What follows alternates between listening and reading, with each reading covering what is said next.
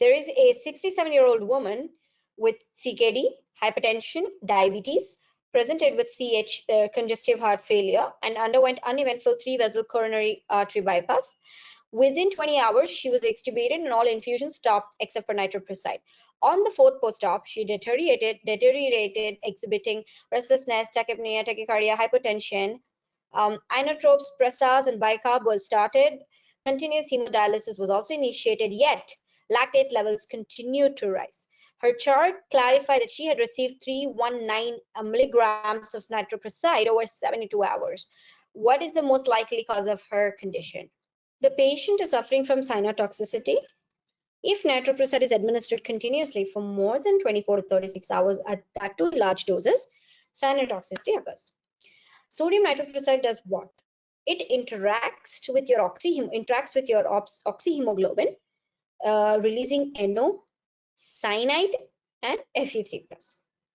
Now, cyanide is metabolized by your hepatic roadways using thiosulfate to produce a renally excreted called thiocyanate. Thiocyanate stores are limited with a maximum capacity of 50 mg for nitroprusside. But here I think it was 319 or something, if I'm not wrong.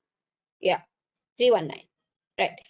Toxicity occurs when unmetabolized cyanide binds to the cytochrome oxidase in the ETC, which is a complex 4, inhibiting the oxidative phosphorylation, resulting in an anaerobic metabolism with lactate production.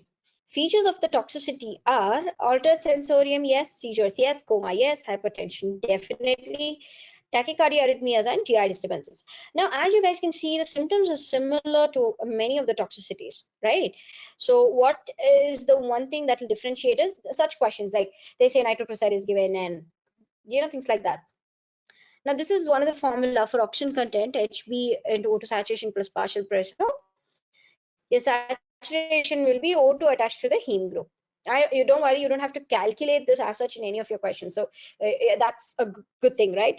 Now, in case of cyanotoxicity, there is no problem with HB or the saturation or the PaO2, but the partial pressure of venous oxygen increases as oxygen has not been utilized at the tissue level. So what is coming through the artery?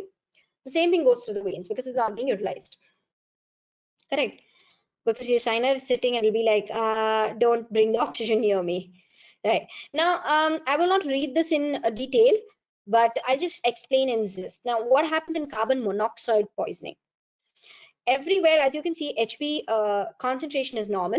Only in anemia, it's decreased because anemia itself tells you concentration is decreased. Now, in CO poisoning, CO also has affinity. It sits with HB and your O2 saturation, your O2 percentage all decreases. But your partial pressure of oxygen will be normal. Why? Because it's just it's getting dissolved in your blood. Just the point that it's not getting attached. That's all. In anemia, your HP concentration decreased total, obviously, so the O2 attached to it also will be decreased. But the saturation of the hemoglobin is normal. That is not altered, right? HB still has the power to bind. It's just that the amount of HB is less. That's what you have to understand from this. Cyanide, we just read, everything is normal. Methemoglobinemia, your saturation is low because Fe3+. It will not bind to oxygen. It binds to oxygen very tightly. That's all. Thanks for watching. Please give a thumbs up and subscribe for more.